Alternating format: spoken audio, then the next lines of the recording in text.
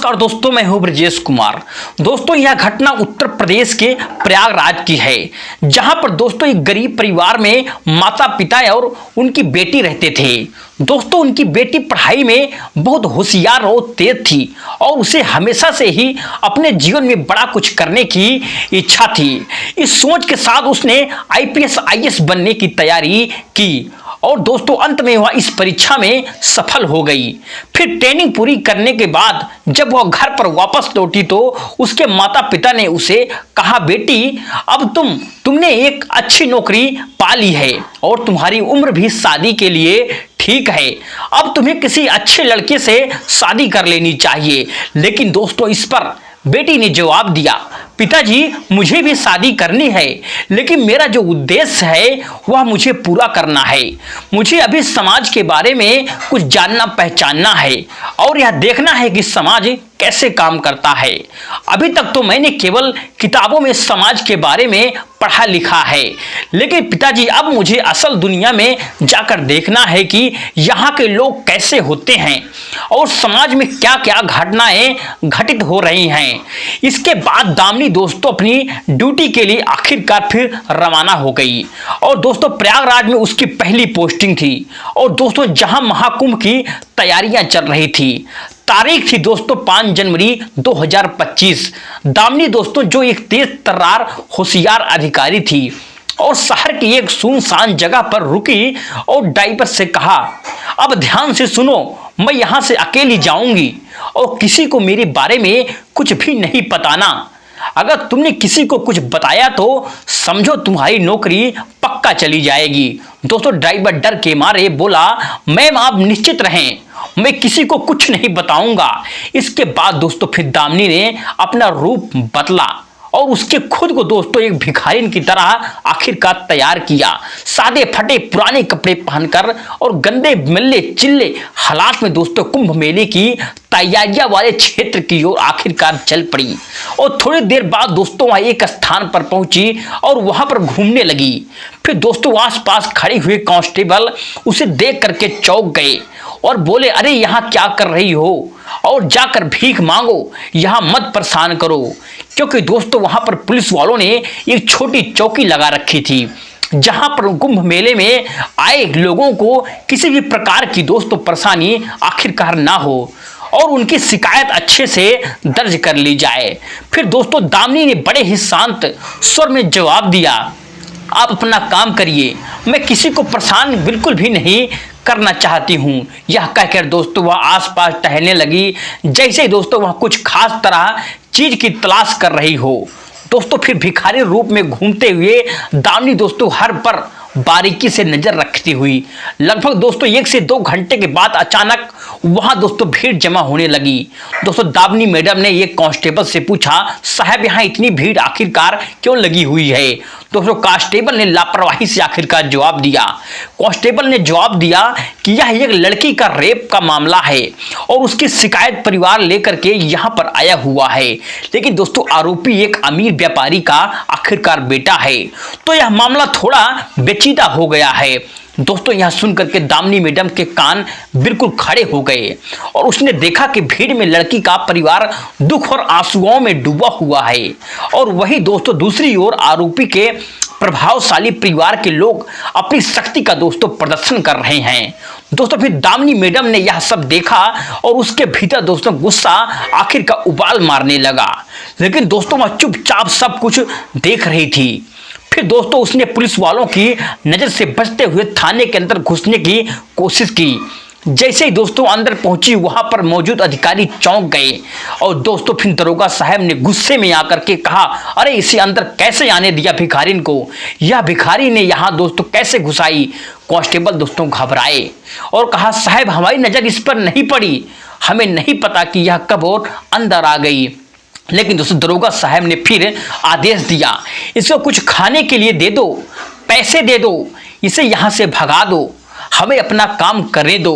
दोस्तों फिर यह सब सुन करके दामिनी मैडम ने शांत स्वर में कहा, मैं तो बस आराम करना चाहती हूँ, आपको परेशान नहीं कर रही हूँ। लेकिन उसके मन में दोस्तों जो चल रहा था वह सब कुछ देख चुकी थी।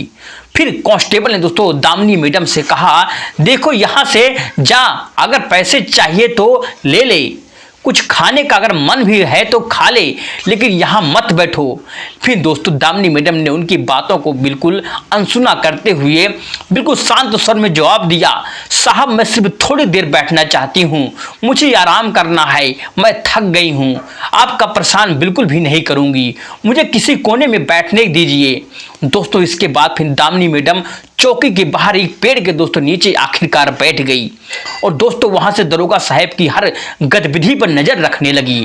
दोस्तों उसने देखा कि लड़की का परिवार जो न्याय की उम्मीद में आया था और लड़की का पिता दोस्तों रोते हुए दरोगा साहब से न्याय की आखिरकार गुहार लगा रहा था। वही दोस्तों दूसरी ओर आरोपी का परिवार जिसने पहले ही मोटी रिश्वत दे दी थी और दरोगा साहब को पैसे दे रहा था।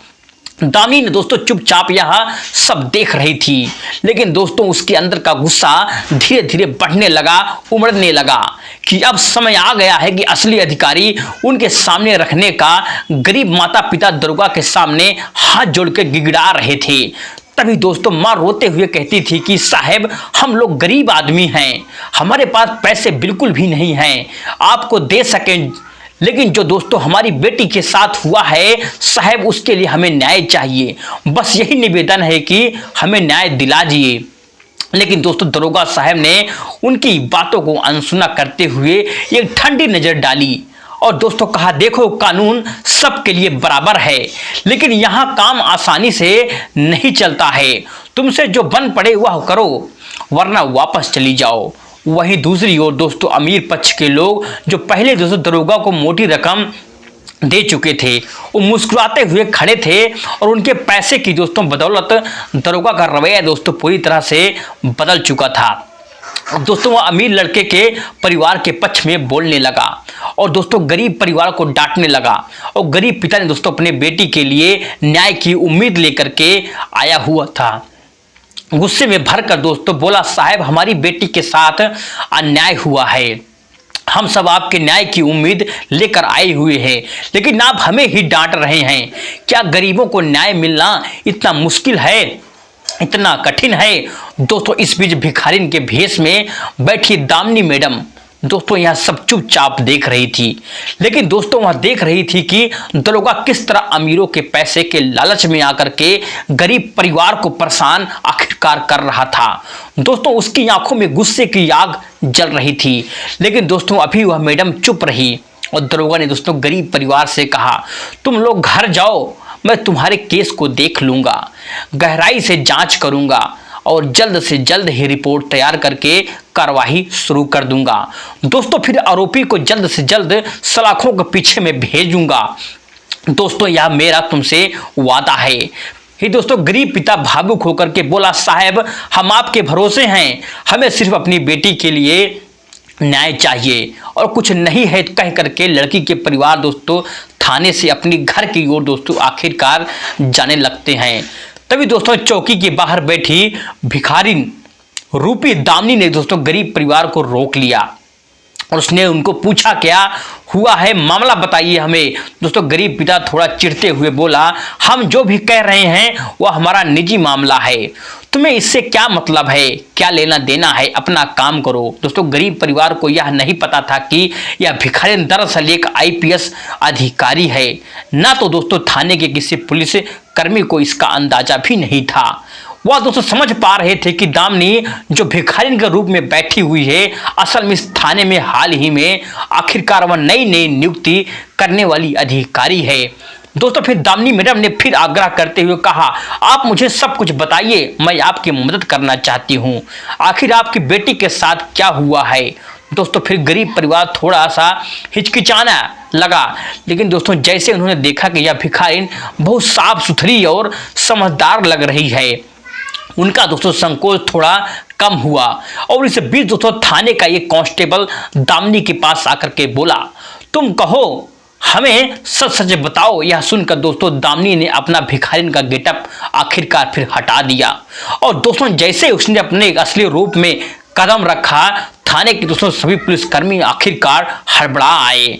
दामिनी ने दोस्तों तुरंत दरोगा को फटकारता हुआ कहा, तुमने गरीब परिवार के साथ बहुत ही अन्याय किया है, बहुत ही गलत किया है।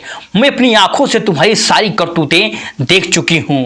अब तुम्हारे खिलाफ कड़ी से कड़ी कार्रवाई होगी।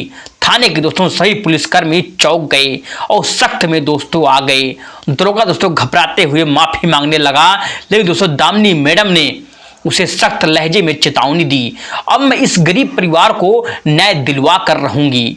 इसके बाद दोस्तों फिर दामिनी मैडम ने ठान लिया कि वह पूरी तरह से इस मामले को सुलझा कर ही रहेंगी और दोषियों को दोस्तों उनकी सजा दिलाएंगी।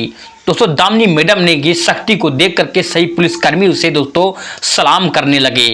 अंत में दोस्तों दामिनी मैडम ने अपनी गरीबी का परिवार को दोस्तों न्याय दिलवाया और थाने के दोस्तों कर्मचारियों को उनकी लापरवाही और भ्रष्टाचार के लिए दोस्तों सजा दी। अब वह दोस्तों अपने असली रूप में मैडम आ चुकी थी और दोस्तों उसने थाने के पूरे स्टाफ को लाइन में हाजिर करने का दोस्तों आदेश दिया। दामिनी ने दोस्तों दरोगा और सभी कांस्टेबलों को एक एक करके तलब लिया और उनके कर्तव्यों में दोस्तों लापरवाही और भ्रष्टाचार के खिलाफ कड़ी दोस्तों सख्त फटकार लगाई। फिर दरोगा ने दोस्तों उसने कहा, तुम्हारी ड्यूटी न्याय दिलवाने के लिए थी, लेकिन तुमने अभी जिम्मेदारियों को पैसे के लिए बिल्कुल बेच दिया है। अब तुम्हें इसके लिए अंजाम तो भुगतना ही पड़ेगा, इसमें कोई दो बात नहीं है।